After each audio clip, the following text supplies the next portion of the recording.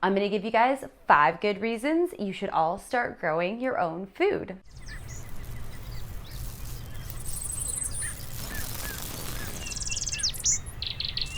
What's up guys, welcome to the channel. My name is Sarah and today I'm gonna give you guys 5 good reasons you should all start growing your own food. So reason number 1, it saves you money. As we all know, produce is pretty expensive these days, but if you grow it yourself in your yard, then it's entirely free. Reason number 2, it's more nutritious. As I'm sure you're aware, food that gets brought into grocery stores is picked before it's ripe, and then it travels a really long way and then sometimes sits on the shelves for a very long time, losing nutritional value along the way. When you pick fresh produce right from your yard, it's as nutritious as it can get.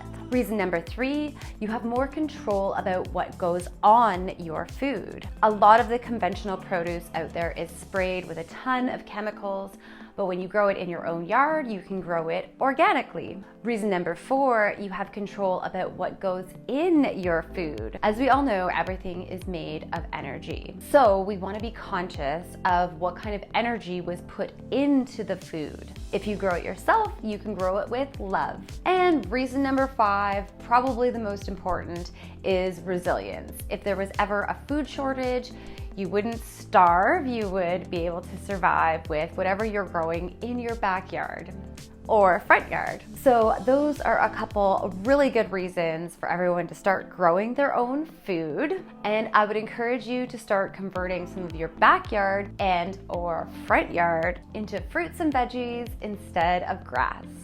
Thanks for joining me. I do appreciate you guys stopping by, and I hope you all have a wonderful day.